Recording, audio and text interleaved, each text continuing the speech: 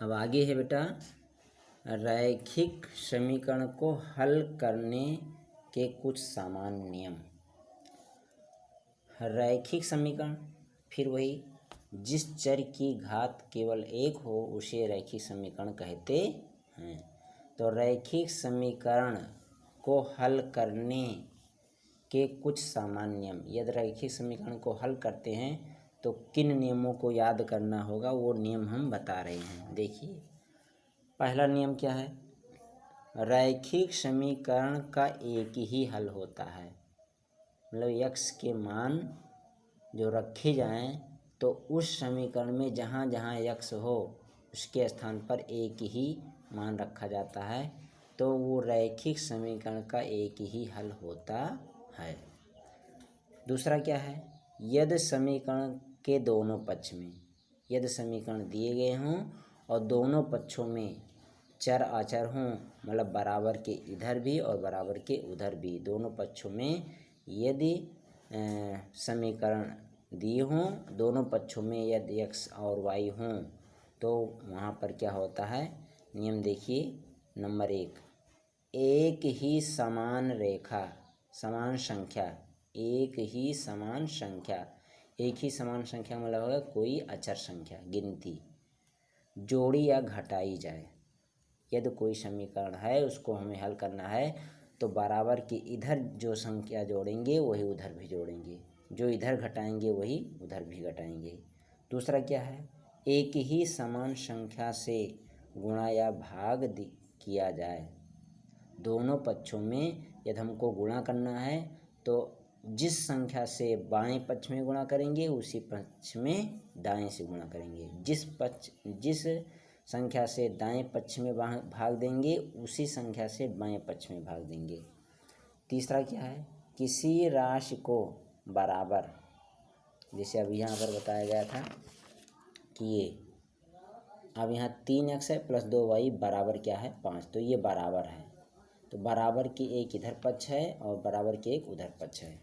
तो यहाँ पर क्या देखिए कि एक ही समान ये तीसरा, किसी राशि को बराबर चिन्ह के बाएं या दाएं ले जाने पर चिन्ह बदल जाते हैं।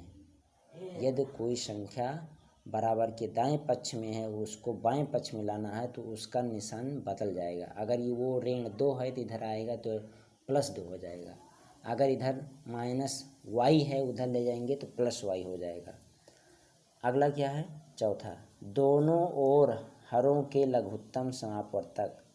ये दोनों पक्ष हैं, दोनों पक्षों में उनके हरों का लघुत्तम समापवर्तक लेंगे, एलसीएम ले लेंगे, से गुणा करने की क्रिया को तिर्यक गुणा कहते हैं। अभी आगे इस प्रकार का उदाहरण बताएंगे। अगला है, किसी समीकरण को किसी संख्या राशि या गुणा करने का अर्थ है उसके प्रत्येक पद में उस संख्या से गुणा करना। जैसे हम बता रहे हैं आप सभी को, जैसे मान लीजिए 3x + 2y बराबर 5 + 6x, इस प्रकार का है। तो पहले हम यहाँ पर क्या देखेंगे? मान लीजिए ये 8x है। क्या है? 8x। तो 8x है। अब बराबर के उधर देखिए 6x है, ये धनात्मक है, इधर लाइन क्या हो जाएगा? ऋणात्मक। तो 8x - 6x और प्लस 2y उतार लेंगे, बराबर क्या बचा? 5। तो अब इसको 8 में से 6x घटा देंगे, क्या आ जाएगा? 2x प्लस 2y बराबर क्या आ जाएगा? 5। अब क्या करेंगे? यहाँ पर दोनों पक्षों में 2 से भाग देंगे। जब 2 से भाग देंगे तो 2 2 कट जाए, 2x/2 प्लस 2y/2 बराबर 5/2।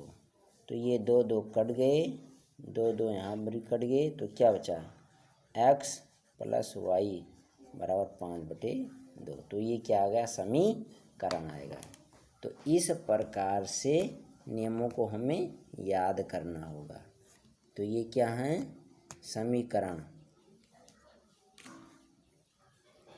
तो यहाँ पर क्या आया, x प्लस वाई बराबर 2/5, x प्लस वाई बराबर 5/2, x प्लस वाई बराबर 5/2। तो ऐसे समीकरण को हल करने के लिए इन नियमों को हमें याद रखना होगा। ठीक है, अब आगे हम दूसरे दिन एक्सरसाइज भेजेंगे। धन्यवाद।